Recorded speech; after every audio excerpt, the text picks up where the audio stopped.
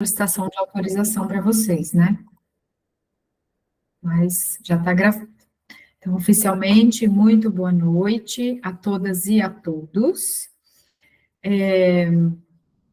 Eu vou, então, começar com o que nós falamos há 2 semanas, né, quando a gente conversou da última vez, a gente falou um pouco sobre questões de soja, a gente falou sobre gases e leguminosas, a gente falou sobre, deixa eu ver o que mais aqui, as proteínas, um pouco de compulsão alimentar, atividade física, hipertrofia. Então, nós falamos, olha o Maranhão representado, olha só. Então, falamos sobre todos esses temas. Eu vi que tem algumas perguntinhas que dá, inclusive, para associar com o que veio essa semana também. Então, eu queria começar aqui sobre um comentário da Paula falando de um aumento de número de veganos no mundo. As gerações anteriores não contemplavam um número considerado de indivíduos que se alimentavam exclusivamente de plantas. Somos, portanto, cobaias para novos estudos, oi, minha flor, que surgirão sob plausibilidade da alimentação 100% vegetal. A gente, assim, a gente tem muitos estudos de passado, mas, sem dúvida alguma, a gente está vivendo um boom e se estudando muito sobre vegetarianismo. Então, a gente tem informações sólidas que embasam essa nossa escolha, a segurança da gente escolher uma alimentação à base de plantas. Então, a gente não é exatamente cobaia. Para algumas, exatamente não, e não é cobaia. Para alguns detalhes, inclusive a ciência, a medicina está se expandindo, a gente vai ser pioneiro. Por exemplo, existe uma substância hoje, falando na medicina, que é a TMAO, que é o óxido de trimetilamina, que ele é recente na medicina. E ele está relacionado com um ambiente vegetariano, né, no nosso intestino mais favorável. Então, nesse sentido, a gente é pioneiro, né? Então, o que eu queria deixar de mensagem deste comentário é que a gente ainda não sabe o reflexo dos industrializados veganos, mas a gente sabe o reflexo dos industrializados de forma geral. Não deve ser muito diferente com o que a gente vê no crescimento do mundo vegano agora, tá? Mas a gente tem bases muito sólidas para sustentar esta opção com uma maior contribuição dos alimentos de origem vegetal, ou uma dieta vegana, ou uma dieta baseada em plantas com consumos muito esporádicos de alimentos de origem animal. Tá? Era só um comentário que eu queria começar aqui, porque eu achei esse comentário interessante.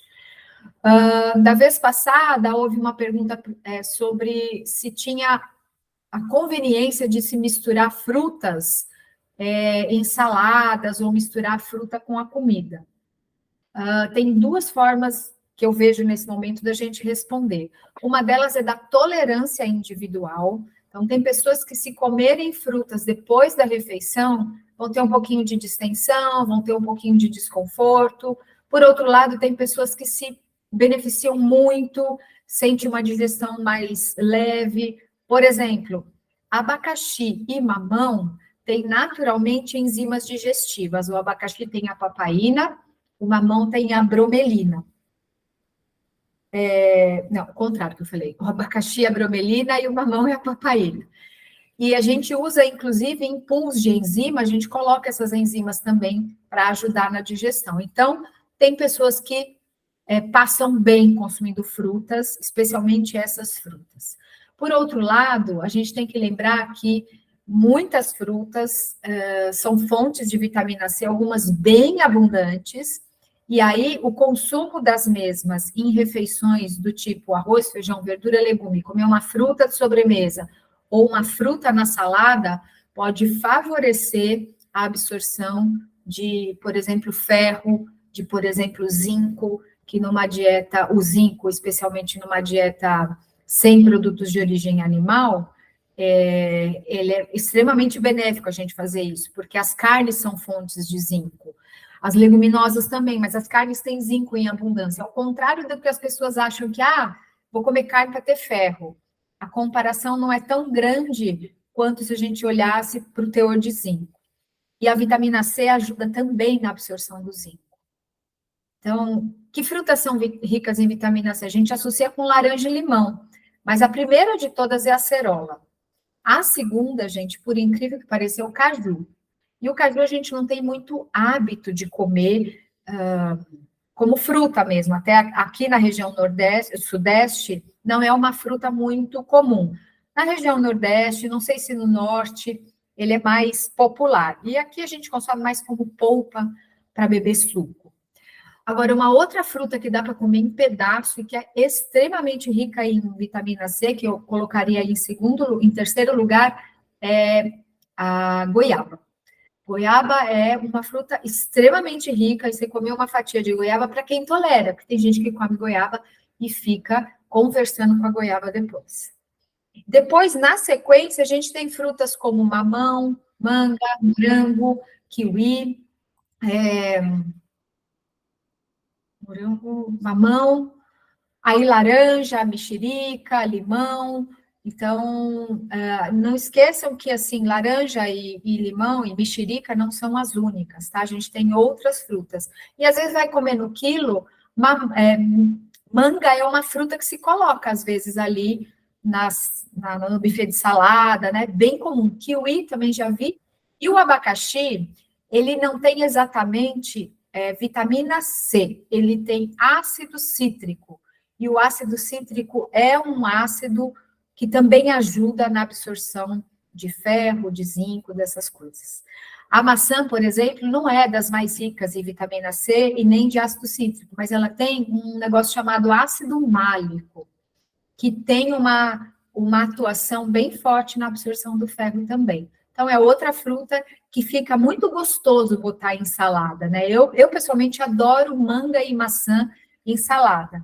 E aí também vai muito da preferência, né? Carambola, tem gente, quando é época, fica lindo, né? Também, porque ela tem aquele formato da estrela, tá?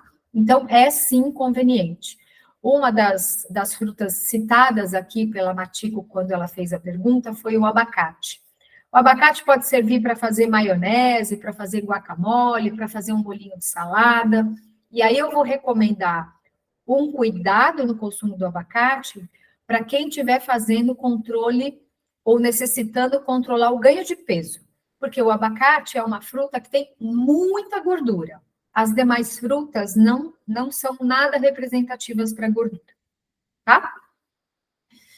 E aí, eu já vou linkar com uma pergunta que a Rose lançou aí no grupo sobre doces após as refeições, né? Então, especialmente chocolate, se prejudica a absorção de nutrientes. Se vocês também gostam, sou só eu, então, assim, várias coisas, né? Não tá sozinha, paçoquinha e tudo mais. Então, se tiver que escolher para comer um doce, o melhor momento é depois de uma grande refeição. Porque numa grande refeição, por exemplo, o almoço, eu vou ter ali bastante fibra, eu vou ter fibra de verduras e legumes, eu vou ter a fibra dos feijões, e essa fibra vai retardar a chegada desse açúcar, né? Se eu pegar, por exemplo, uma paçoquinha, pegar uma goiabada, pegar um pedaço de chocolate até, mas depois eu falo da paçoca e do chocolate, porque tem uma nuance aí. Esse açúcar aí, ele vai, vamos dizer assim, se misturar, e essas fibras que estão contidas nessa grande refeição, vão diminuir, vou colocar aquele índice glicêmico que eu já expliquei para vocês, né? Que é essa velocidade que o açúcar de determinado alimento, a glicose daquele alimento chega no sangue. Se eu como, por exemplo, uma goiabada em jejum, rapidinho isso vai chegar, essa glicose vai chegar no meu sangue. Se eu como uma goiabada depois de uma refeição dessa, vai ser de uma maneira mais lenta. É claro que aí a gente precisa olhar, estou controlando o meu peso ou não estou controlando o meu peso? E se eu estou controlando o meu peso, eu me sacio comendo só uma fruta doce, do tipo uma manga, é bem docinha, ou eu preciso de algo mais? Se eu preciso de algo mais, uma fruta seca, tipo uma tâmara, aquelas bem grandonas, aquelas médio, atende, beleza. Não, ainda não atende. Então, eu posso ir para o doce de frutas, que não tem gordura. E aí, por último, as paçoquinhas, os chocolates, porque a gente fala assim, é o açúcar do chocolate que engorda, né? Engorda, entre aspas. É que tem até uma pergunta aqui que eu vou querer falar um pouquinho sobre isso, né? Sobre essa coisa de o que engorda. Mas o chocolate, a predominância dele, e a paçoquinha, a predominância dele é gordura, não é açúcar. Não é meio a meio. Em geral, tem mais gordura do que açúcar. Então, e como a gordura, eu falei, acho que não sei se no encontro passado ou no retrasado, a gordura ela tem 9 calorias por cada grama. O carboidrato tem 4 calorias por cada grama. Então, a gordura tem mais do que o dobro de calorias. Se eu acho que eu falei, acho que eu dei esse exemplo, de comer uma colher de sopa de açúcar, né, 10 gramas de açúcar e 10 ml de óleo, né, se a gente quase disser que tem a mesma densidade ali, o mesmo volume, em 10 ml de óleo eu tenho 90 calorias. Em 10 gramas de açúcar eu tenho 40 calorias. Então, as pessoas têm muito, muito, muito medo de carboidrato, mas não tem medo de gordura.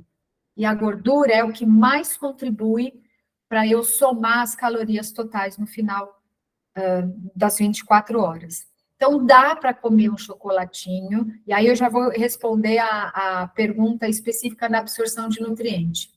Dá para comer um chocolatinho, mas tem que observar, preciso fazer restrição de controle calórico, então vou preferir um doce de fruta, mas começando sempre fruta fresca, fruta seca, doce de fruta e, por último, chocolate. Ou doces com gordura, que eu posso pegar, por exemplo, e comer uma mousse de abacate, que é abacate com cacau, né? Super saudável, abacate saudável, cacau saudável. Mas qual é o problema? O problema é a densidade de calorias que tem ali. E aí, se eu for pensar no chocolate, né?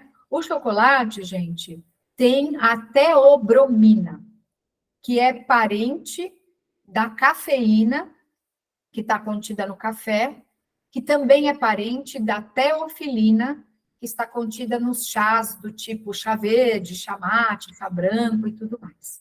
Então, esses a gente chama de polifenóis, que são antioxidantes, e são muito legais para o corpo, muito legais mesmo. Tem um poder antioxidante bastante. Mas eles roubam, sim, atrapalham, sim, a absorção de alguns minerais como ferro, como zinco, como cobre, tá? Então, comer o chocolatinho depois vai atrapalhar? É provável que sim, mas se a gente for num quadradinho, a não ser que você vai comer meia barra, comer uma barra inteira, comer um volume muito grande, comer um pedacinho diante do volume de leguminosas, que tem bastante ferro e zinco ali, não vai interferir tanto, mas sempre vai ter uma interferência. Então, se tiver que escolher para comer um docinho depois do almoço, fruta fresca, fruta seca, doce de fruta. E aí, a pessoa está assim com muita, mas eu preciso muito de açúcar. Então, come uma fruta fresca, um pouquinho de fruta seca, um tiquinho de goiabada, e aí arremata com um tiquinho de chocolate, porque aí você vai abrandando aquela vontade do doce. E tem uma outra coisa, gente. O benefício de se comer um doce de frutas frente a um doce que sempre tem uma gordura com açúcar, seja a gordura do leite, do tipo um pudim de leite, seja uma gordura do tipo um mousse de castanha, assim, sei lá, um mousse de café que vai com castanha de caju e açúcar. A gordura sempre vai mascarar a sensação desconfortável que o excesso de açúcar dá na boca. Então, imaginem vocês comendo uma colherada de goiabada e uma colherada de Nutella. Esqueçam agora o veganismo, tá? Vamos só imaginar, hipoteticamente, porque aqui quem é vegano um dia talvez tenha comido doce de leite. Vamos pegar o doce de leite, que é a Nutella, nem sei se todo mundo já comeu, acho que sim, né? Mas é capaz de eu conseguir comer uma segunda colherada de doce de leite, mas é menos provável que eu consiga comer uma segunda colherada de goiabada. Porque a gordura, ela vai diminuir essa percepção desagradável do excesso de açúcar na boca e na garganta. Sabe quando fala que desce rasgando na garganta? Então, a gordura dá essa mascarada, a gente tende a comer mais, certo? Então, cuidado com o consumo desses docinhos depois, especialmente se você estiver necessitando fazer controle de peso. Beleza? Uma pergunta? E, gente, o cacau, ele realmente tem um antioxidante extremamente potente. Eu não fui conferir uma informação que eu vi no Instagram essa semana, de um colega nutricionista, que colocou uma tabela ali, então eu não fui conferir o estudo onde tem a tabela, mas ele colocou ali que a cúrcuma está na moda, né, como antioxidante, então come cúrcuma, toma cápsula de cúrcuma, e realmente, gente, a cúrcuma é extremamente antioxidante.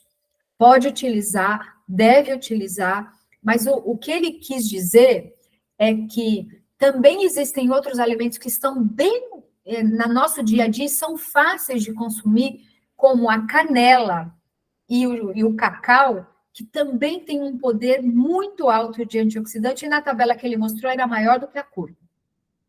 E canela é mais fácil da gente comer do que cúrcuma, porque você pode colocar num café, você pode colocar no café com leite, você pode amassar uma banana com aveia e colocar ali. Você quer fazer um tempero exótico, você consegue fazer uma lentilha num tempero indianinho e ali colocar uma canela também.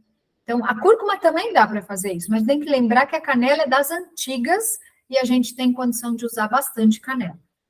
Todos vocês já passaram em consulta, vocês já têm, eu já ensinei para quem já viu o curso Comidinhas, o Rodrigo colocou os vídeos disponíveis de 2 receitas no YouTube, mas não colocou da aveioca.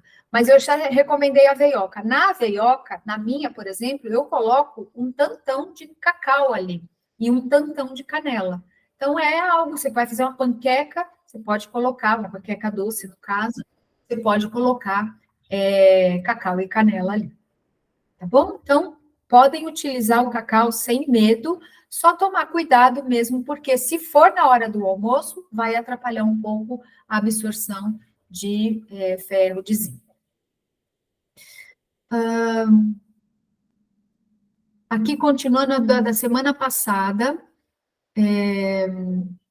uma pergunta sobre crudivorismo, se quais alimentos é melhor comer cozido. Crudivorismo, para quem não sabe, não é comer tudo cru, é aquecer o alimento até 42 graus, ou comê-lo cru, ou aquecê-lo até 42 graus. Existe um conceito ali que fala que o aquecimento inutiliza, degrada as enzimas naturalmente presentes nos alimentos, e que isso não seria favorável. Mas a gente tem as nossas enzimas digestivas, então existem prós e contras, tem argumentos, eu não vou entrar no mérito aqui da questão do crudivorismo, até porque eu nunca segui, né, uma dieta basicamente ou pouco cozida ou crua, mas tem alimentos que é melhor cozinhar. Por exemplo, o feijão carioca. A gente pode colocar de molho, diferente de um feijão pequenininho, por exemplo, feijão moyashi, uma lentilha rosa, uma lentilha canadense, essa lentilha normal, que a gente coloca de molho e deixa germinar e consegue comer cru, né? Temperado ali. O feijão carioca a gente não consegue chegar no ponto de deixar a digestão favorável. Então, se eu comer alguns grãos sem cozinhar, eles vão ter muito de um elemento chamado lectina, e essa lectina pode fazer bem, dar bem ruim para o estômago, para o intestino, tá? A pessoa pode fazer mal. Conheço uma pessoa próxima que resolveu comer feijão cru e teve muita dor de estômago, pode mesmo, tá? Então, a partir desse princípio, a gente considera que é melhor cozinhar esses grãos. Se a gente for para o contraponto disso, no Ayurveda, na medicina ayurvédica, ali come-se praticamente tudo cozido.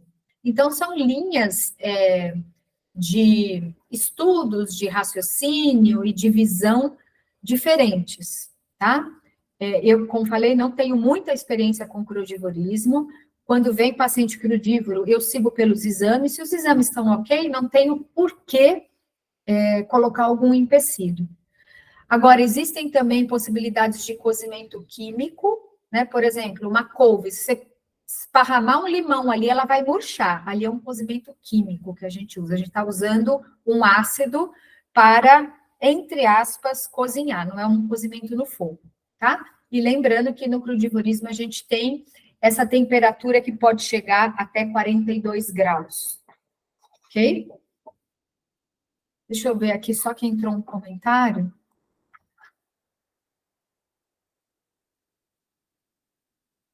O Rodrigo colocou que lá no nosso YouTube tem suco verde, molho de castanha de caju, aveioca, então tem lá para vocês olharem. A Márcia perguntou, você explicou por que o sorvete de massa é tão perigoso? A gordura disfarça... É isso mesmo, exatamente. Um sorvete de massa à base de leite, por exemplo, ou à base, que eu já vi sorvete à base de coco, à base de castanha de caju. Acabei de, um pouquinho a hora antes de eu entrar aqui, eu estava vendo um negócio no Instagram e vi do VegTube, a Ivelise fez um sorvete ali, meio que com castanha de caju, e colocou água de coco, e colocou mais uma coisa lá que não me lembro. Então, é isso mesmo, um sorvete à base de gordura, diferente de um sorvete à base de água. A gente tende a comer muito mais. Sorvete à base de água é mais levinho, fica que nem um sorbet, né? Ele digere fácil, não fica pesado. A gordura demora muito para sair do estômago, gente. Muito, muito, muito. Você precisa ter o estômago vazio, por isso que em pré-treino a gente não fala para comer coisa com gordura. Não vai ovo, não vai queijo, não vai castanha, não vai abacate, não vai coco. Ou se for, vai ser não vai tahine. Se for, vai um tiquinho, tiquinho. A predominância é de alimentos à base de carboidrato que saem fácil do estômago. Aqui a pergunta que o espinafre perde muito da sua capacidade nutricional quando não preparado da maneira correta. Pode cozinhar com a couve. O espinafre, gente, ele tem uma substância chamada nitrito e outra chamada oxalato. Elas têm funções diferentes. O nitrito, basta eu dar uma fervura nele, eu pego o espinafre, jogo na água, esse nitrito, ele é bem abrandado. O oxalato é ligeiramente abrandado pelo processo de fervura, cozimento, refoga, de assar, mas ele está lá no espinafre. Então, se a pessoa tem pedra no rim de oxalato, ou tem oxalato presente na urina, a gente tem duas estratégias: diminuir a ingestão de oxalato, né? Então, diminui espinafre, diminui folha de beterraba, diminui a selga, diminui o cacau, são coisas que têm oxalato. Sendo que o espinafre é o líder da lista. E uma segunda estratégia é aumentar bastante a ingestão de cálcio, porque no intestino o cálcio compete com o oxalato. Então, como o oxalato nunca é muito abundante, você come um alimento com bastante cálcio e aí você reduz a absorção do oxalato. Esse comentário que a Matico fez, posso cozinhar o espinafre com a couve, é excelente. Por quê? Porque a couve tem bastante cálcio, o espinafre tem bastante cálcio, e aí esse cálcio vai atrapalhar a absorção do oxalato presente ali naquele alimento, naquela preparação. Aí, aqui na sequência é das distensões abdominais que a gente conversou. Da última vez, a Helena, que eu acho que está aqui, perguntou sobre as panelas Red Silver. Panelas cerâmicas, eu acho que são boas. Eu trouxe as panelas uma vez aqui para mostrar para vocês, né? Eu, pessoalmente, uso panela de inox e panela de vidro. Eu trouxe as duas panelas aqui e uso também panela de teflon, teflon comum, panela Tramontina, Rochedo, essas panelas que não são muito caras, mas tem que ter o teflon bem íntegro. Então, é bem importante, quando comprar uma panela de teflon, usar colher de pau ou silicone, alguma coisa assim. Helena, essa panela em especial eu não conheço, tá? Mas, assim, o revestimento cerâmico, ele é considerado um bom revestimento. Então, talvez, se a procedência da panela é boa, é possível que sim. E aí, emendando em panelas, a Érica tinha perguntado se usar panela de ferro aumenta o nível de ferro no sangue. A gente só tem estudo de essa avaliação, né, do quanto passa do ferro para o alimento em modelos experimentais. É pegar uma solução e ver o quanto daquela de ferro da panela, aquela solução que não tinha nada de ferro, tinha X de ferro, o quanto ela tem depois do uso da panela. É diferente de quando a gente mistura várias coisas, uma cebola, um alho, um azeite, e aí bota o arroz, depois joga água, e bota o sal. Então, não tem estudo mostrando o comportamento do ferro da panela passando para um alimento. Ainda assim, especificamente na pergunta da Érica, se aumenta o índice de ferro no sangue, eu responderia assim que não. Quando a gente tem falta de ferro no sangue, a única alternativa, a única, é usar suplemento. Se eu tiver uma carência de ferro, eu não corrijo com comida, nem comendo muito feijão, nem comendo bife de fígado, que era das antigas, tá? Então, se eu tiver carência, eu tenho que usar suplemento. E para o dia a dia, basta eu consumir leguminosas, almoço e jantar pelo menos, mas eu posso comer um hummus no café da manhã, eu posso fazer um patezinho de ervilha, enfim, para comer em outras refeições. Sempre no almoço e no jantar, preferencialmente acompanhada com vitamina C. Eu falei das frutas, mas as verduras cruas também têm vitamina C. A couve, por exemplo, tem muita vitamina C. Então, vale a pena consumir sempre salada crua. Tá? As verduras que eu me lembro de cabeça, que são as mais fontes de vitamina C, a couve, o repolho, a salsinha tem bastante. Salsinha, cebolinha, manjericão, coentro, tudo isso. Tá?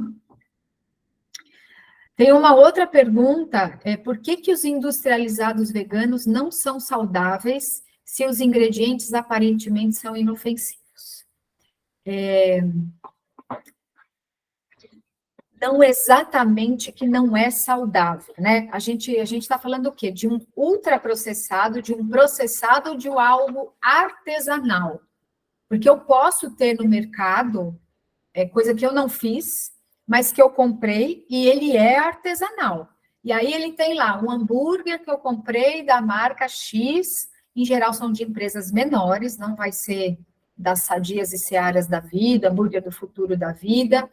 Eu não sei, assim, não sei se a Jerônimo, por exemplo, eu aqui não ganho nada com essas marcas, até porque eu nem consumo, tá? Mas eu sei que tem essas Amazon, alguma coisa assim que tem. Se você olhar e tiver lá, grão de bico, cebola, alho, sal e óleo, não tem por que não comprar. Mas, em geral, esses alimentos, eles vão levar algum tipo de conservante. Porque como que vai deixar 2, 3, 4 meses numa prateleira? É claro que o congelamento, ele ajuda, mas e quando não é congelado? Tem coisas que são só resfriadas. Então, é cuidado na hora de comprar os industrializados, porque tem o viés da composição mesmo. Coxinha vegana, mesmo que for da mulher ali que tem uma coisa bem artesanal, vai ser farinha branca, vai ser coisas que não têm um valor nutricional positivo.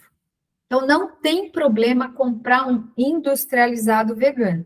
Precisa ver se ele é um industrializado mais caseiro, mais artesanal, a palavra melhor para dizer é artesanal, e se ele tem só ingredientes que você tem na sua cozinha. Se tiver algum nome ali que você não reconhece, é melhor não comprar. Eu não sei se está aqui, ou se onde foi que eu vi, alguém perguntou sobre a goma guar, goma xantana. Isso são aditivos usados, por exemplo, em leite vegetal, usados em alguns sorvetes, porque eles são emulsificantes, eles espessam, né? Eles, na verdade, são espessantes. espessantes. E a gente consegue comprar em lojinha de produto natural para fazer em casa. Dá para usar.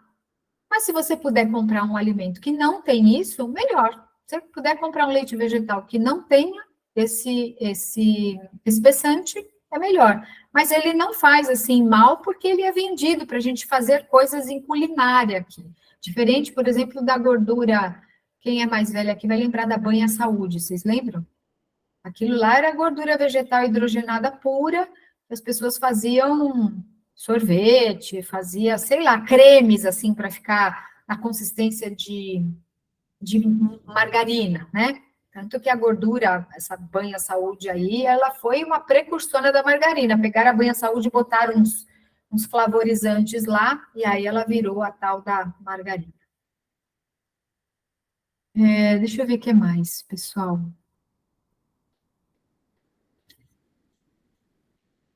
Acho que é isso. Vamos. Alguma pergunta aqui, porque aí eu vou entrar no que foi colocado hoje. Tudo bem? Vocês estão tão tímidos, gente? Vocês estão de pijama, de bob na cabeça. Tem só 3, 4 aqui com a câmera ligada. Ai, que tristeza. Vocês nem me deixam ver vocês, gente. Ó, saudades. Vamos lá. É esquisito ficar falando para uma tela meio escura aqui. Obrigada, Paula, você ligou aí, gostei. Vamos lá. Ó, a Marisa... Fala, Marisa. Ô, Michele, obrigada, que você abriu também. Boa noite. A Luciana também. A minha pergunta, já que você está falando de perguntas, né? Eu queria saber se eu posso comer mais do que 150 gramas de feijão, por exemplo, no almoço, para evitar ter que suplementar com proteína vegetal, né? Marisa, cabe no seu estômago mais de 150 gramas de feijão? Nossa, mais fácil. Então, amiga, vai fundo. Tá assim, bom. E o controle de peso? Então, porque o feijão é o tipo do alimento que, se eu aumentar, qual cuidado que você e as outras pessoas precisam tomar? Às vezes, se eu aumento muito a leguminosa e eu tenho um intestino mais sensível, eu posso ter mais gases. Então, precisa olhar isso. Segundo, se você é uma pessoa comedida e faz o seu feijão sem botar muita gordura, muito azeite, muito óleo, você não vai ter uma ingestão muito alta de gordura, você vai ter uma ingestão maior de fibras, maior de proteínas e maior de carboidrato, porque se eu pegar uma leguminosa, ela vai ter aí 60% de carboidrato, vai ter uns 25% de proteína, um pouco mais até de carboidrato. Então, eu tenho bastante carboidrato lá. Aí, o que precisa ver? Se você, no caso, ou qualquer pessoa, eu estou controlando o meu peso a partir da ingestão do volume? Então, se eu resolver aumentar o feijão, eu vou ter que diminuir alguma outra coisa. Porque se eu estou consumindo, vamos fazer uma conta, eu estou consumindo 150 calorias comendo 150 gramas de feijão. Estou consumindo 1.500 calorias. Eu resolvo, sem mexer em mais nada, colocar 200 gramas de feijão. Concorda que eu não vou mais comer 1.500 calorias? Vou comer 1.600, 1.580, não sei, porque estou só usando hipotético. Então, eu vou estar aumentando o meu valor calórico. Se eu optar por aumentar o feijão, eu tenho que fazer um contraponto, eu tenho que diminuir alguma coisa. Vou diminuir um pouquinho do pão, vou diminuir um pouquinho do arroz, aumento o feijão, diminuo o arroz. Isso é uma troca possível. Tá? Beleza? Mais alguém? Aí eu vou emendar isso numa pergunta que a Marina fez. Tem comida que ajuda no emagrecimento? Então, é exatamente isso. Uma comida que ajuda a emagrecer. O que ajuda a emagrecer? Eu ter um déficit calórico. Eu posso fazer qualquer dieta esquisita, o que eu não recomendo, né? Porque eu desbalancei outras coisas. Mas se eu fizer low carb, paleo, cetogênica, uma dieta equilibrada, qualquer escolha de dieta mesmo, eu detesto esse nome, gente, mas eu vou usar porque a pergunta, assim, o termo é bem fácil de entender.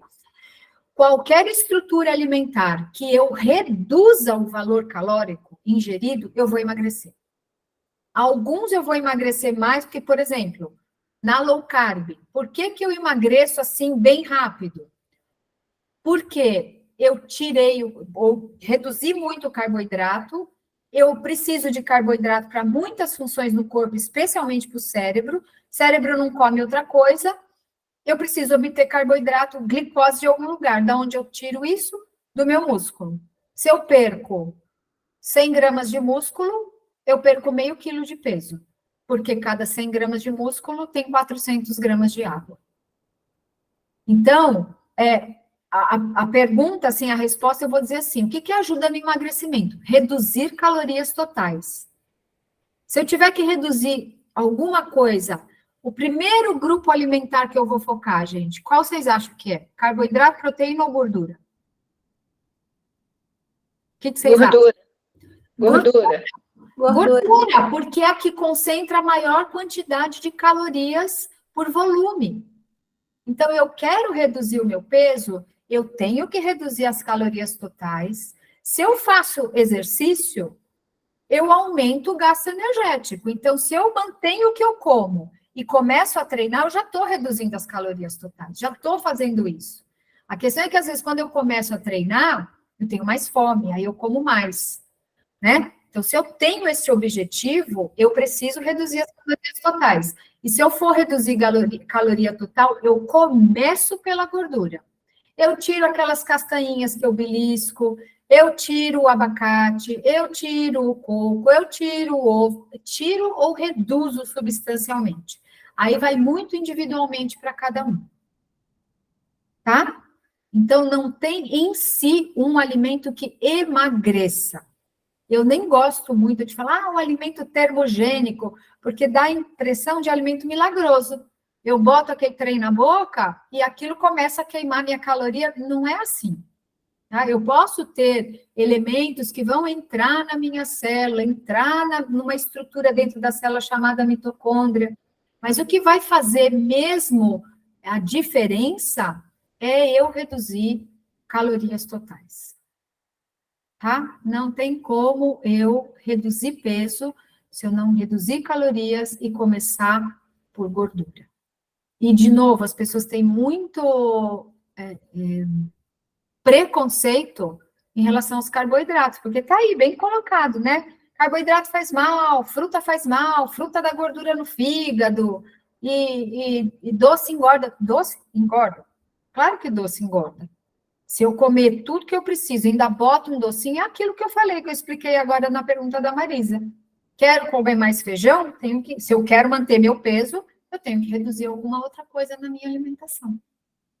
E aí tem que escolher o que vai reduzir. Porque aí eu coloco mais feijão e escolho reduzir a verdura. Não vai resolver. Né? Eu tenho que escolher reduzir alguma coisa equivalente ou mais calórica, como mais feijão, tiro um pouquinho de castanha, e eu acho que eu falei para todos vocês já, tem 2 sementes que a gente não abre mão, gergelim e 3, né? E chia e linhaça. Chia e linhaça por causa do ômega 3, gergelim por causa do cálcio. Aí semente de abóbora, semente de girassol, as castanhas todas, aí a gente individualmente vai vendo com cada um o que pode pôr, o que não pode, o que não deve colocar. Muita gente come abacate, gente, como se tivesse comendo alface. É uma delícia, mas abacate é uma fruta extremamente calórica. Tá? Dá uma beliscadinha, lá dá uma beliscadinha. Eu vou lá dar uma beliscadinha em castanha, belisco uma vez, belisco 2, belisco 3, e vou beliscando, e no final comer uma porção grande. Certo? Insulina, a pergunta da Clara. A Clara acabou de chegar. Boa noite, Clara. Você saberia falar sobre a resistência à insulina e indicação de cuidados na alimentação? Sim. Então, a resistência à insulina é quando o corpo realmente resiste a deixar ela agir. A insulina é um hormônio que a gente pode dizer que ele é um porteiro, né? Não é exatamente isso, mas com a licença poética aqui, a insulina que vai deixar a célula abrir a porta para a glicose entrar. E quando eu não consigo deixar essa insulina fazer essa ação, o meu corpo fica resistente a ela. E tem algumas coisas que faz o corpo ficar resistente à insulina. Atrapalha a vida dela, atrapalha a ação dela. Ela manda a portinha abrir, a portinha fica lá, fazendo cara de planta. Não reage, tá? A insulina vai lá e fala, vai, porta, abre. E a porta lá parada.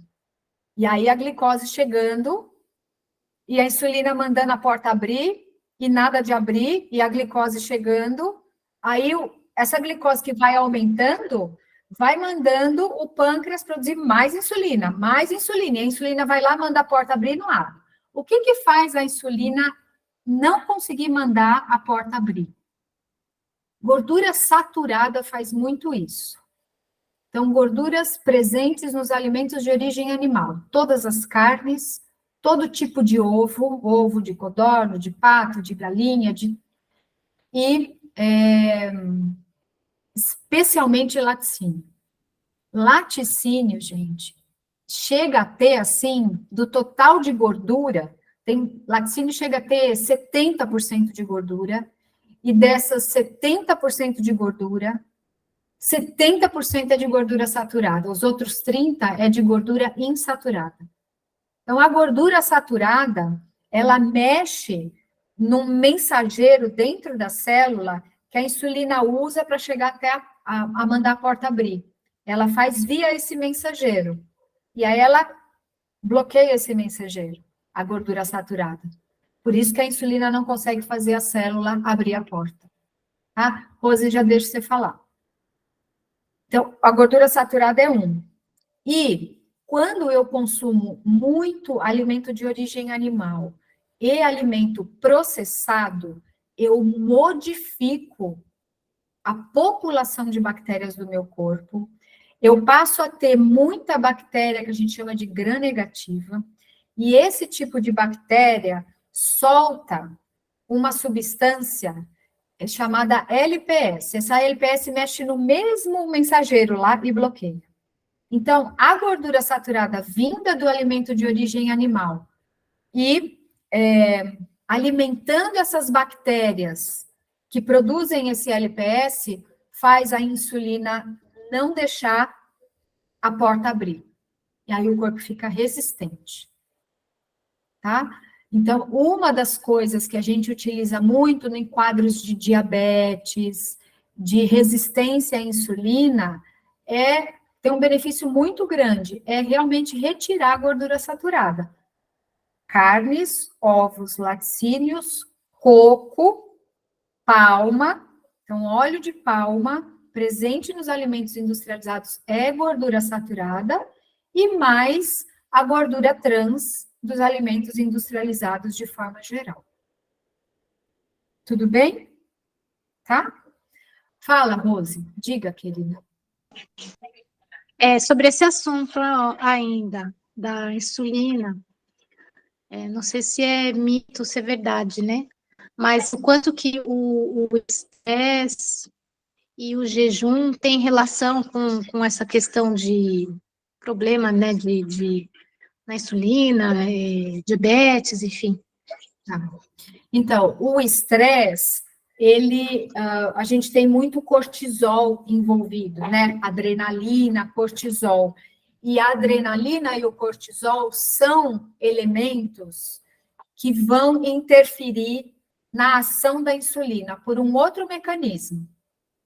Então, o estresse é algo que realmente pode atrapalhar o controle glicêmico.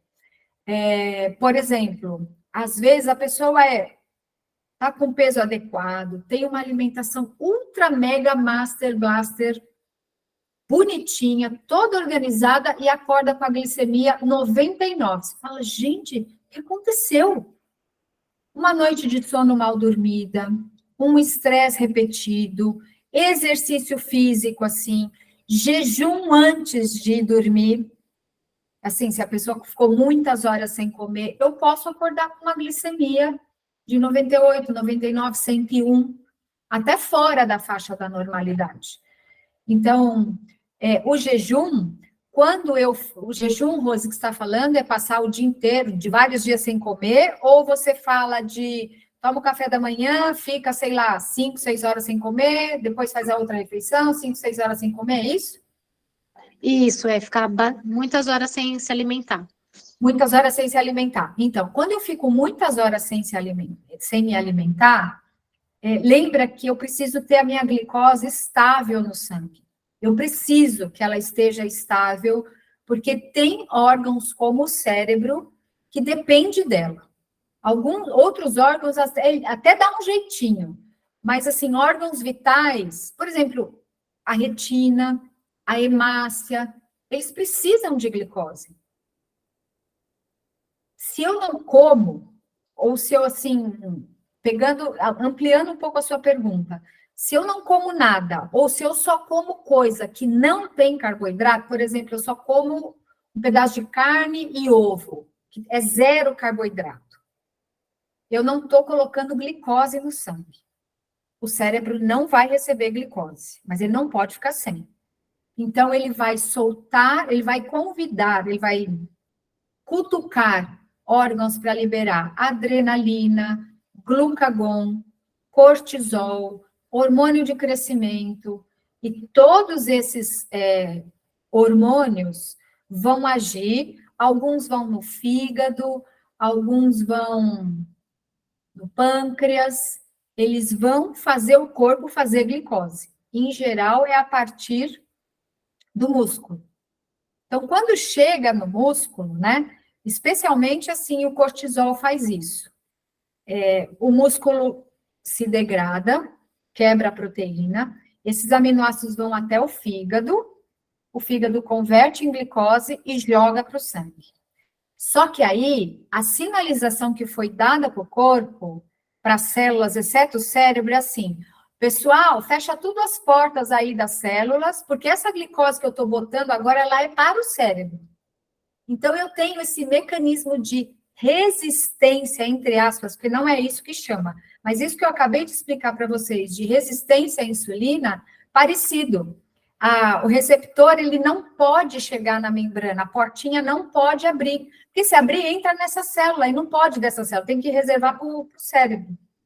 Entende? Quando eu fico em jejum, eu faço os meus receptores se recolherem todos. Aí depois eu vou e como um monte, como um pratão de arroz e feijão, um monte de glicose ali. Os receptores estão tudo encolhidinho lá, porque foi mensagem mandada para vocês manterem recolhido, porque é o cérebro que precisa. Por isso que não é muito bom a gente ficar muitas horas em jejum, por isso que, né, ficar pulando refeição. E, obviamente, o gerenciamento do estresse, para falar assim, não fique estressado.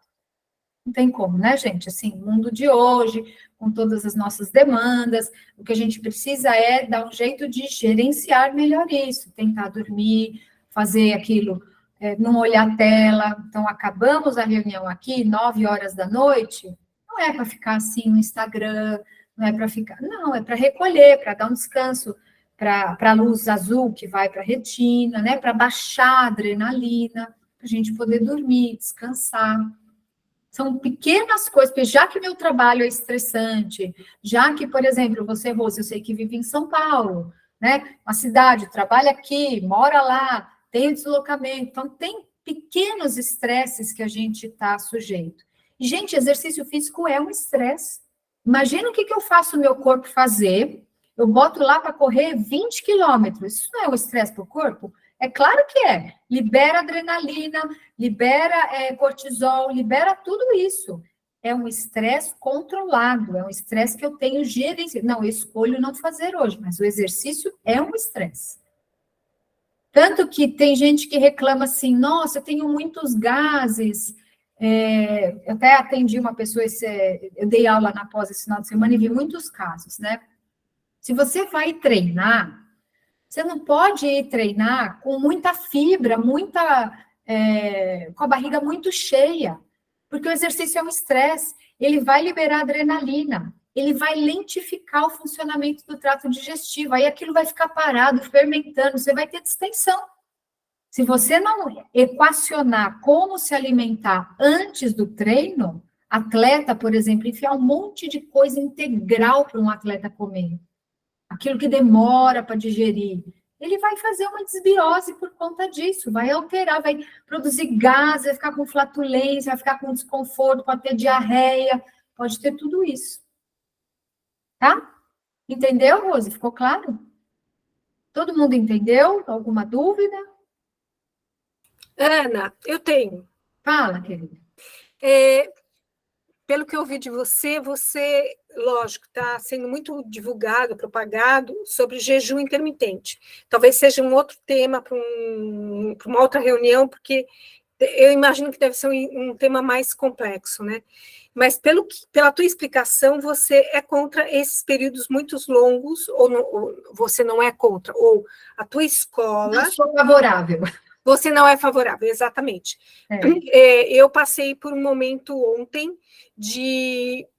eu não consegui almoçar, eu passei o dia inteiro e eu fiz a opção de não comer, porque eu estava num estresse, e eu falei, ao invés de, se eu for comer agora, não vai me fazer bem, eu prefiro pular essa refeição. Sim. Eu fiquei muitas horas sem comer, me deu dor de cabeça, mas eu acho que aí também era desidratação, porque isso também, né? Desidratação e baixa glicose cerebral, isso dá dor de cabeça. Então, foi assim, não comer, não beber líquido suficiente, tomar café, porque aí você fala, a pessoa sabia que eu não tinha almoçado e queria me oferecer pão com manteiga. Eu falei, eu vou comer daqui a pouco. Eu falei, eu rejeitei de uma maneira muito elegante um pão com manteiga, que eu achei que aquilo ia... Imagina, não tem pão sem comer, pão com manteiga, né? Mas tudo bem. Então, porque enfim, eu acho que é um assunto para a gente falar outra hora, mas você não é a favor de períodos muito longos sem comer, é isso? Não sou, mas olha só, o que você fez foi sábio, porque estressada do jeito que você estava, o seu trato digestório estava mais lento, a chance de você ficar com aquela comida parada, indigesta no corpo, era grande, foi uma escolha estratégica correta, só que, obviamente, levou uma consequência de baixa glicose no cérebro, sim, a desidratação e tudo mais. O tema jejum intermitente é um tema polêmico e longo, mas eu consigo dizer o seguinte: o jejum, quem faz jejum intermitente, em geral, come muito numa refeição. E aí fica assim, o meu professor, o Eric, ele fala que fica com a dieta da jiboia, né? Porque a pessoa fica tantas horas para digerir aquilo, que o conceito do jejum intermitente seria assim, a partir do momento que o trato digestório não tem mais alimento ali. Só que ao invés de você levar 1 hora e meia para digerir um prato de arroz, feijão, verduras e legumes ali, você bota tanta gordura, porque para conseguir ficar tantas horas sem comer, certamente essa alimentação vai ter muita gordura. E você vai ficar muitas horas digerindo. Então, esse jejum não é tão longo assim quanto eu falo. E é obviamente que eu preciso respeitar um pouco quando a pessoa fala, eu não me sinto bem comendo de manhã. Mas, às vezes, a pessoa tem aquela ideia assim, eu preciso comer pãozinho, leite, café, fruta, granola, não sei o quê. Às vezes eu falo assim, põe uma tâmara na boca. Ah, não, uma tâmara eu consigo. Não, uma banana eu consigo. Entende? Então, é muito de como cada organismo vai se comportar.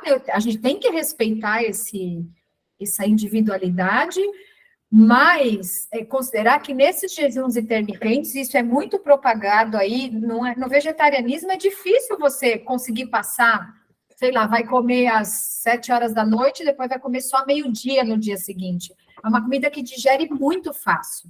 Quando a pessoa é onívora, ela come muita carne, muito ovo, muita gordura, e aí, o meu querido professor, dieta da jiboia. Tá? Alguma outra dúvida? Obrigada. Acha? Então, vou aqui. Transgênicos. A Carol perguntou, gostaria de saber como exatamente os transgênicos fazem mal à saúde. Isso também é um tema polêmico, mas o que é algo transgênico? É alguma coisa, imagina assim, um alimento aonde o ser humano foi lá, abriu o DNA da planta, cutucou o DNA da planta, fez o que quis com o DNA da planta, e aí começou a cultivar aquilo, então, soja, milho, por exemplo, no caso da soja, a semente foi mexida de tal forma que nenhuma praga pega e ela só é protegida pelo glifosato. Então, a grande questão é como que esse gene modificado vai se comportar dentro do nosso corpo que não tem um gene modificado. Assim, imagina a Dolly lá, aquela, como era o nome assim? Era carneiro, era o quê? Ovelha, que o pessoal falou que replicou ovelha, isso? Que replicou em laboratório, né? Você imagina, gente, o homem botando o dedo ali em algo que, eu não sei a crença de cada um aqui, mas assim, tem uma ordem muito maior coordenando isso que nós, né? Nós, réis mortais. Isso na minha visão, respeitando, não entrando em nenhuma polêmica religiosa aqui, tá? Então, a gente ainda não, pelo menos eu não tenho conhecimento, porque não é uma área do meu estudo. Se já tem algum estudo dessas sementes ou desses alimentos que foram modificados geneticamente, de como eles mexeram ou interferiram no nosso DNA. Eu realmente não é minha área, né? A nutrigenômica não é a minha área de estudo e, portanto, eu não me sinto competente para ir além disso que eu estou falando para vocês. Mas tem sentido, né? Eu vou lá, pego o milho, mexo no miolo do milho, na sequência de DNA do milho, depois eu como aquilo. Sabe lá se a gente fez algum erro, fez alguma coisa errada ali, que a natureza fez daquele jeito, e a gente vai lá e acha que pode fazer melhor que a natureza. Gente, se eu colocar uma semente de maçã no solo, não vai dar pessegueiro. Vocês já imaginaram o que é isso? Eu pegar um feijão que eu posso guardar, o feijão pode vencer no saco, ele pode estar lá 5 anos. Se eu botar ele no algodão, com água, ele vai soltar uma planta e ele vai virar um pé de feijão. Ele não vai virar um pé de grão de bico. A gente, assim, imaginar que eu tenho um gameta, o parceiro tem um gameta, os dois se cruzam e aquilo se desdobra numa mágica que vira uma pessoa, então você imagina o que é mexer nesse código genético. Então, é essa a reflexão em relação aos transgênicos, tá? E a gente tem aquele tezinho de transgênico, os grãos mais transgênicos que a gente tem, que a gente sabe que é o trigo, o milho e a soja. E, gente, esses grãos, especialmente o milho e a soja, não é para alimentar o humano, é para alimentar animal, pecuária. Imagina se fosse usar isso para alimentar seres humanos, a gente não teria tanta fome, né? Esse é um outro tema polêmico e extenso. E eu também não tenho competência para discorrer com tanta maestria. Aqui tem uma pergunta sobre isoflavona num bife vegetal, se era perigoso. A gente falou sobre as isoflavonas e tudo mais no último encontro, tá? Isoflavona num bife vegetal, eu não compraria o bife vegetal, porque não sei o que tem aí, né? Imagino que seja de soja, um bife de soja. E é assim, só pelo nome eu imagino que é um alimento processado, ultraprocessado. Então, aí já é uma premissa que não é a linha que eu sigo de encorajar o consumo, né? Prefiro que compre um tofu, que é melhor, vem da soja também, um edamame, que vem da soja, também tem uma boa composição nutricional, não foi tão cutucado aí. A Luciana perguntou, gostaria de saber se em alimentos naturalmente ricos em ferro e em cálcio, a competição pela absorção, assim como nos suplementos. Boa pergunta, Luciana. A Luciana está aí? Acho que está, né? Estava, pelo menos. Alguns alimentos, a gente vai ter ferro e cálcio. Por exemplo, na couve, embora a couve seja muito rica em cálcio e pouco rica em ferro. Ela vai ter um pouquinho de ferro. O gergelim, por outro lado, já tem um excelente, maravilhoso teor de cálcio. Eu recomendo vocês, sempre falo nas consultas para consumir gergelim. E é bom também em zinco e em ferro. Quando isso está na matriz alimentar, a gente não tem problema de consumo. Tá? O problema é quando eu pego um alimento rico em ferro, o ferro é o mais sacrificado, o cálcio não. Quem sacrifica, o cálcio sacrifica o ferro e não vice-versa. Tá? Quando eu pego um feijão e como ele com pedaços de queijo na refeição, ou quando eu pego um feijão e consumo uma sobremesa que eu botei leite, como um pudim de leite, ou leite de vaca, ou leite vegetal enriquecido com cálcio. Aí eu começo a ter interferência. Isso na parte de alimento, tá? Na parte de suplemento, aí sim, quando eu dou um suplemento de cálcio, em geral a gente dá 300, 500, 1.000, 1.500 miligramas de cálcio. Acima de 300 miligramas, o cálcio já começa a ter uma boa interferência. Então, se eu comer, por exemplo, arroz e feijão, e colocar um pedacinho de queijo para quem é lacto-vegetariano, ou até para quem é onívoro, um pedacinho de queijo não vai atrapalhar. Mas se eu colocar aquele tantão de queijo na salada, ou o exemplo que eu já dei, aí atrapalha. Quando eu vou usar um suplemento de cálcio, nas prescrições de vocês, ou no e-mail, eu tenho sempre colocado, não tomar suplemento de cálcio no almoço e no jantar, que normalmente é a refeição que a gente consome leguminosas variadas, né? Feijão preto, carioca, branco, grão de bico, lentilha, ervilha e tal, onde eu tenho muito ferro e zinco. Especialmente o ferro. O ferro é o mais sacrificado aí. Então, não é para tomar suplemento de cálcio numa refeição que tem predominantemente o feijão, os feijões. Eu vou deixar para tomar o suplemento de cálcio no café da manhã, que em geral é uma refeição mais rica em cálcio. Eu posso ter um leite de vaca ou um leite vegetal enriquecido, eu posso consumir ali uma panquequinha e eu passo tahine.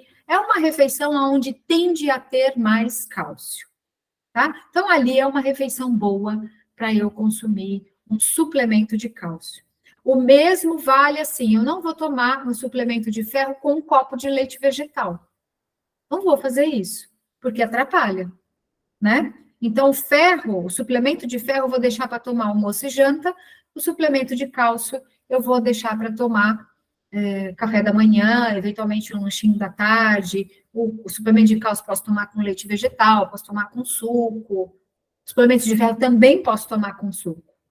A diferença é que o cálcio, por exemplo, se eu for tomar de suplemento de estômago vazio, é muito raro ele dar dor de estômago. O ferro é muito comum dar dor de estômago. Por isso que é melhor tomar suplemento de ferro de estômago vazio? Sim, para absorção mas é muito provável que dê algum desconforto estomacal. Então, nos suplementos de vocês, em geral, eu coloco ferro no almoço ou na janta, e o de cálcio eu coloco café da manhã, ou lanchinhos, ou mesmo até antes de dormir, dependendo se é uma gestante, que agora não é o caso aqui desse grupo. Tá? A Carol está perguntando sobre a proteína do cânhamo. O cânhamo nós não temos no Brasil, tá? O cânhamo é uma semente que a gente encontra fora, é bem comum lá fora, aqui é associada com a maconha e tudo, e que não tem nada a ver, mas, enfim, a gente não tem, e é uma semente que tem um bom teor de proteína, tá? Ainda não passa as leguminosas ainda estão em primeiro lugar, mas o cânhamo também existe até, sabe esses suplementos de pó de proteína, que tem de whey protein, aí tem de proteína de ervilha, proteína de arroz, proteína de soja, lá fora tem de proteína de hemp, né, hemp seeds, do cânhamo, tá? A Márcia perguntando sobre grãos germinados, chia, grão de bico, se seriam mais nutritivos. A germinação, ela é muito usada para reduzir o teor de fitato. A gente já falou isso, não me lembro se no encontro passado ou retrasado, acho que foi no retrasado que eu falei bastante sobre os fitatos. Quando a gente germina, a gente não aumenta muito o teor de nutrientes ali. Às vezes a própria planta acaba usando um pouquinho dos nutrientes. Então, não é pelo menos também não é da minha área de pesquisa, assim, não vou muito ler a respeito, mas eu me lembro de ter lido algum estudo que me parece, eu vou colocar bem o me parece, porque eu não tenho certeza, que aumentava o teor de vitamina C, mas eu não tenho certeza. No mínimo, vai permanecer igual, tá? Com a diferença que a digestão do grão pode ficar mais fácil, e aí colocou chia e grão de bico, né? Do grão de bico, especialmente, que muita gente reclama, e aí o grão de bico, para comer cru, eu acho que é mais complicado, aí vai ter que vai colocar para germinar, e aí vai processar o grão de bico, pode bater ele cru, e daí vai cozinhar na frigideira, vai cozinhar no forno, vai cozinhar de alguma forma aquela massinha que vai fazer do grão de bico cru. Tá bom? Agora são 8:20. Sobre absorção. Aqui é a mesma pergunta, o consumo de suplementos deve ser feito junto com as refeições, é um plus, assim, né? Se tem que ser acho que eu acabei respondendo essa dúvida, né? Se tem que ser com refeição. Então, quando for para ser longe da refeição, eu coloco para vocês na prescrição. A vitamina B12, quando ela estiver isolada, eu estou só tomando B12 e ácido fólico. Em geral, o suplemento vem com as duas, eu coloco os dois juntos, porque elas são parzinhos. Esse aí, sim, é bom tomar na hora de deitar, totalmente longe de alimentos. B12 não dá dor de estômago, não dá nenhum tipo de desconforto, e ela realmente é melhor aproveitada pelo corpo quando ela está longe de alimentos. O ferro, como eu falei também, mas o ferro tende a dar dor de estômago, o zinco também tende a dar dor de estômago. Os metais seriam melhor se tivesse longe de refeição, mas pode dar dor de estômago. Eu não costumo prescrever, mas eventualmente prescrevo um aminoácido isolado, uma lisina, uma arginina.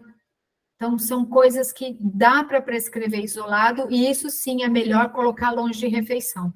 Mas é assim que eu me lembro de vocês que estão aqui, não passei isso para ninguém aqui, tá? A arginina é algo que, quando a gente está na correção do ferro, a pessoa está muito caidinha, está precisando de um up, a gente dá uma arginina, e aí é bom tomar um pouco antes da refeição, dar um tempinho para depois fazer o uso. E o café em si vai interferir na absorção do ferro. A gente já fala para não tomar café depois da refeição, né? De almoço e de janta, já falei isso quando falei de chocolate, quando falei no comecinho ali. A Érica, que eu acho que está aqui, a Érica entrou, não sei se ela saiu. A Érica está perguntando se há vitaminas ou suplementos que podem sobrecarregar os rins quando consumidos em excesso ou em longo prazo, por exemplo, o magnésio. Sobrecarga em si, não, até porque eu sei, assim, que eu não dou doses, assim, que são consideradas megadoses, inclusive porque nutricionistas não podem usar megadoses das coisas em geral, tá? O que talvez eu vou emprestar dessa fala da Érica de sobrecarga dos rins é da vitamina D. Médicos, porque Nutri não faz isso. Então, vocês comigo, vocês não vão ter problema nenhum de uso de suplemento. Mas tem médicos que prescrevem doses muito altas de vitamina D. Em geral, para tratar doença autoimune, e aí dose alta mesmo, assim, que seria, eu não sei se são 10.000 unidades por quilo de peso, acho que pode ser isso. Ou 1.000 unidades por quilo de peso, alguma coisa assim. Eu sei que são doses, assim, na ordem de tomar 100.000 unidades, 70.000 unidades de vitamina D por dia. E aí, fala assim, a vitamina D intoxica. Vocês já ouviram esse termo? De que vitamina D intoxica? Excesso de vitamina D intoxica. Não é a vitamina D que intoxica. Se ela tiver acima de 150, que é considerado nível tóxico. Qual é a toxicidade? E aí tem a ver com o rim, na pergunta da Érica. Quando eu tenho muita vitamina D, eu favoreço a absorção de cálcio. O cálcio, se eu pegar uma célula, 2 células intestinais, eu uno elas, o cálcio normalmente passa pelo meio, numa absorção normal. Quando eu tenho vitamina D num bom nível, a vitamina D faz o cálcio passar pelo meio da célula. Ele entra no corpo pelo meio da célula. Então, eu tenho absorção pela lateral, normal, e mais absorção por dentro da célula, auxiliada pela vitamina D. Então, quando eu tenho muita vitamina D, eu absorvo muito cálcio. E se eu exagerar no cálcio, exagerar mesmo, eu faço pedra, eu petrifico, eu calcifico os rins. Aí sim é perigoso. Tanto que quem faz uso de vitamina D em doses muito, muito, muito altas, faz restrição de consumo de cálcio. Existem protocolos médicos onde altas doses de vitamina D vêm acompanhada com uma dieta extremamente restritiva em cálcio.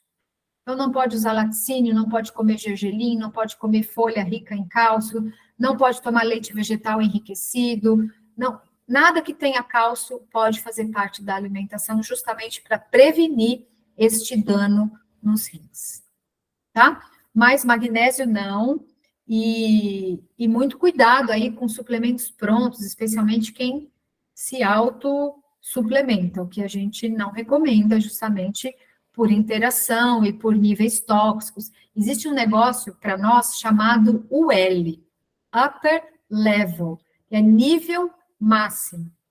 Então, alguns nutrientes têm nível máximo recomendado. Não pode passar daquilo. Acima daquilo, não é mais suplemento, é medicamento. Então, acima de 45 miligramas de ferro, é considerado medicamento. Acima de 2 gramas de cálcio é considerado medicamento. Acima de 4.000 unidades de vitamina D é considerado medicamento. Então, o nutricionista só pode prescrever até o nível do limite máximo, porque é nutricional, não é medicamentoso. Tá? Creatinina e retenção de líquidos. A Márcia também pergunta, gostaria de saber se a creatina pode ser usada por todos, se é verdade ou mito sobre retenção de líquidos, sobrecarga no rins, aumento de peso no uso dela. Olha, a creatina é um elemento que a gente produz no nosso corpo. E aí, ela faz parte dos nossos músculos, e quando a gente tem a degradação natural dos músculos, a gente excreta na forma de creatinina, tá? Eu tenho alguns colegas, tenho 2 colegas nutricionistas que são, eu acho que eu já falei isso para vocês, que eles são atletas mesmo. Um deles compete na natação, e ele estuda bastante isso, e ele me mandou recentemente um artigo mostrando o benefício de todos usarem creatina. Mas aí, gente, são 3 gramas de creatina por dia, tá? Eu vou ficar usando 10, 15, 20 gramas de creatina. Mesmo os onívoros que consomem proteína animal, então naquela carne tem a creatina do animal, ainda se beneficia do uso de suplemento de creatina. Mas é sempre bom avaliar individualmente, olhar a função renal sem o uso da creatina, como é que está a creatinina. Porque se a creatinina está no nível alto, ali borderline, não dá para colocar creatina. Mas isso é bem individual, tá? E sobre retenção de líquidos, eu pessoalmente uso a creatina. A creatina a gente não precisa assim, eu tenho que tomar sempre antes do treino ou sempre depois do treino. Eu tenho que tomar ela uma vez por dia, qualquer que seja, e pode ser com ou sem alimentos. Eu, por exemplo, coloco ela no café da manhã, tá? Pessoalmente, eu nunca experimentei retenção de líquido, ganho de peso. Eu acho que a Márcia usa, né, creatina também? Você não usa? Não, nunca usei. só passei uma vez com você, eu corro, né? Já corro há 20 anos. Eu lembrei que você... Eu nunca, na verdade, acho que eu usei em algum momento, há uns 15, 18 anos atrás, e depois que eu passei com você, aí você falou, tome, eu comecei a tomar aquele scoopzinho bem pequeno. 3 gramas. E aí eu não sei, eu comecei a ter umas dores de cabeça e eu comecei a falar, será que é disso? Eu comecei a observar porque eu tenho um peso na cabeça. Mas, ao mesmo tempo, também observei que me deu uma recuperação depois do exercício muito boa. Também não sei se é associado a isso. Associado a isso. Eu senti assim, eu não sou uma pessoa que... Eu tento correr 3 vezes por semana, e aí faço um pouco de musculação 2 vezes por semana, e eu senti que depois que eu comecei a usar a creatina, que eu falo errado, eu falo creatinina, mas é creatina, eu senti que eu tinha uma recuperação mais rápida quando eu não tomava. E também, mas eu também associei com essa leve dor de cabeça que começou a aparecer, e eu não sabia do que. Então, parei um tempinho, e aí observei, aí eu voltei a tomar, porque pode ser que a dor de cabeça não tenha nada a ver com isso. Enfim, é teste, né? E aí por isso que eu joguei essa dúvida para você, se tinha alguma coisa a ver.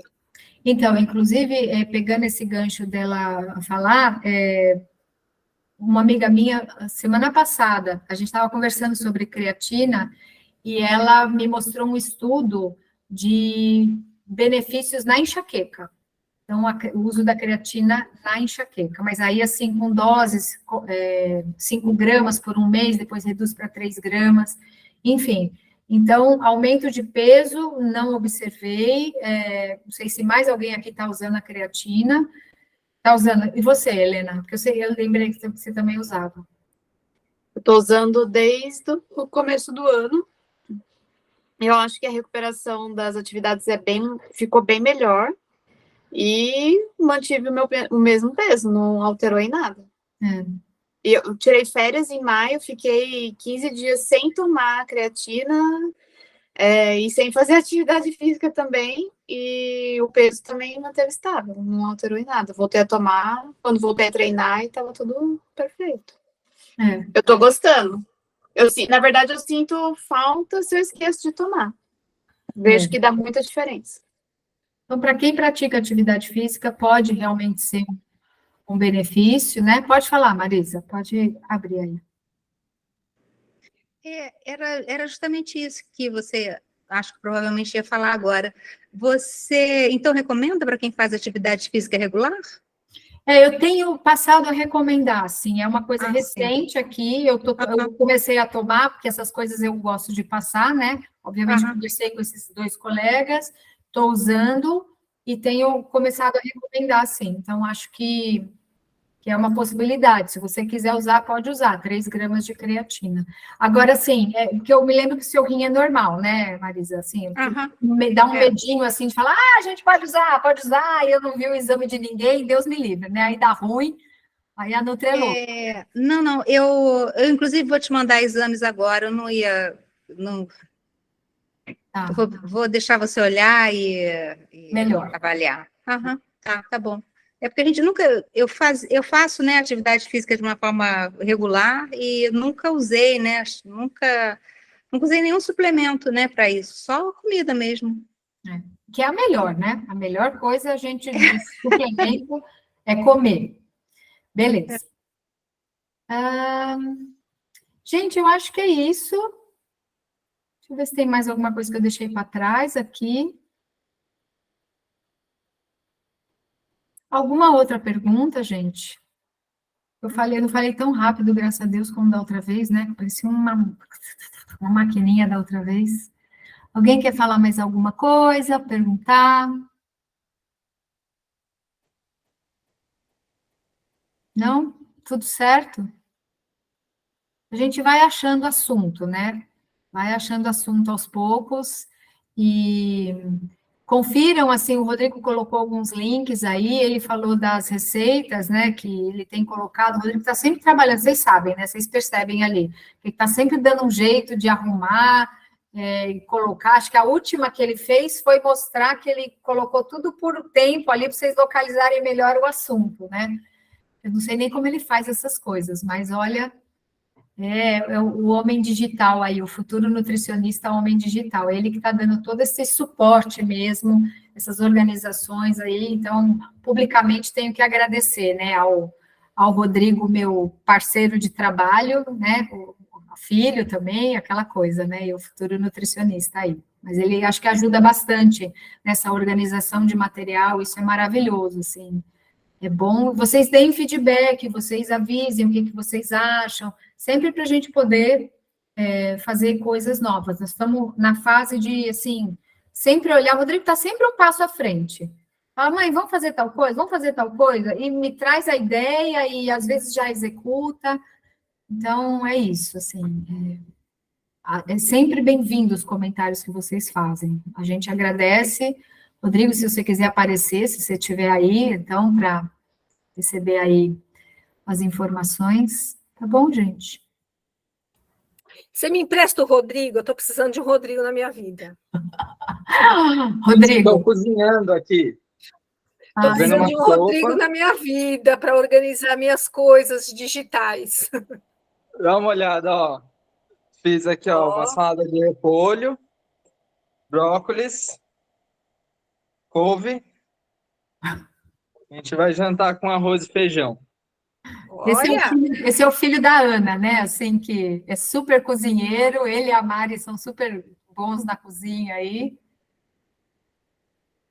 Gostoso. Mari, minha parceira, ela é psicóloga, a gente está lançando uma ideia parecida com essa do Nutripapo, para quem não é paciente, né? Estão divulgando nas redes dela, para chamar mais pessoas, né, que não são pacientes da Ana, mas aí para fazer um grupo eu e ela, né? A ideia é cuidar da nutrição, da alimentação, rotina, organizar a rotina alimentar, que acho que geralmente é o que fica aí, né, bagunçado, né, que bagunça todo o resto, e ela entra com a parte da psicologia, promovendo, né, conversas, assuntos e tal. Mais para frente eu divulgo o grupo para vocês. Se vocês quiserem chamar amigos, pessoas próximas para participarem, serão muito bem-vindos. Ele está querendo chamar para cozinhar junto, assim, porque ele e a Mariana cozinham, então ele olha, essa hora da noite fazendo arroz, feijão, essas coisas, né? Coisa de jovem, né, gente? Mas eu tenho um depoimento aqui para dar para você, inclusive, Rodrigo. Eu conheci a Ana aqui em Campinas, acho que falei 10 anos, mas devem ser mais, deve ser uns 12 anos. Eu tenho uma família muito onívora, que eu aprendi com a Ana, eles são muito carnívoros, e eu vim de uma educação de imigrantes portugueses, muitos vegetais, tinha sempre a proteína animal, mas não era o protagonista da história. E eu tinha os filhos muito onívoros, e a minha filha decidiu ser vegetariana, e quando ela decidiu ser vegetariana, ela passou com a Ana, e mudou, assim, a qualidade, assim, uma criança, um adolescente que não comia nada de vegetais, hoje comem tudo de vegetais. Ela come tudo de vegetais. Então, assim, é uma bênção. Legal. Eu que sou filho dela, uns anos atrás, não comia quase nada também, né? Começo aí da minha vida adulta, tinha um monte de restrição, não comia caqui, não tomava leite vegetal. Aí as coisas começaram a mudar, e eu acho que isso é muito legal, assim, porque eu percebi, a gente percebeu junto nesse processo, eu e ela, e disso foi, né, a gente foi aprimorando. Poxa, e se, né, isso funcionou aqui pra gente, pode funcionar para os outros também. E eu acho que esse é o trabalho que a gente vem tocando aí nos últimos anos, que é trazer mais pessoas para aumentar esse repertório alimentar, pessoal, da família, né, promover uma alimentação saudável, aí, saúde, né, através E é interessante o que você falou, Rodrigo, é aumentar o repertório, porque eu tenho uma amiga vegetariana que ela se intitula vegetariana, mas a base de alimentação dela é massa e queijo. A gente encontra muitas pessoas que falam sou vegetariana, elas comem batata frita, arroz, feijão, massa e queijo. Né? Verdade. E aí, aquilo que acho que eu já ouvi aqui de você, a pessoa vegetariana não é saudável. Não, ela não é saudável porque ela faz escolhas erradas. Eu acho que o desafio é trazer isso para o dia a dia, porque, né, a gente vive um dia a dia corrido, todos nós, né? E eu acho que dos primeiros pontos que eu vejo para mim, assim, que peca é a minha alimentação. Eu vejo que quando eu começo a ficar sem tempo, a primeira coisa que Sim. eu perco é a alimentação, e em seguida vem o sono. Porque se alimentar bem, gente, demanda tempo. Nossa, e como? Demanda tempo. Eu passo o período do sábado de manhã lavando verdura, condimentando as verduras, para que me facilite durante a semana. Leva tempo. Então, não é todo mundo que está disposto a isso.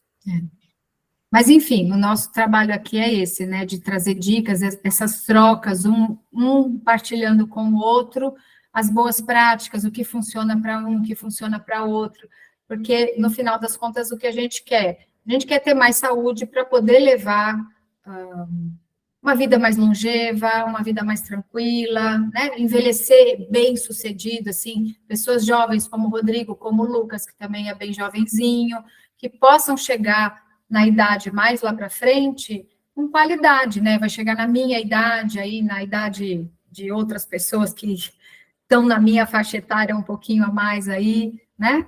É isso aí, gente. Muito feliz, assim, com o projeto do jeito que está. Eu agradeço todas as dúvidas, essas partilhas que vocês colocam. Para mim é um prazer, porque quando vocês perguntam alguma coisa, vocês forçam o meu cérebro a achar a explicação fisiológica, né? Que às vezes, assim, eu sei, está guardado. Hoje o Rodrigo foi me fazer uma pergunta para a faculdade que tinha um negócio de imunologia. Eu falava, não lembro dessa parte. Aí fui estudar um pouquinho com ele. Então, é bom quando vocês trazem essas dúvidas. Algumas delas desafiam o meu próprio cérebro, né? Porque às vezes não é da rotina. Então, queria agradecer.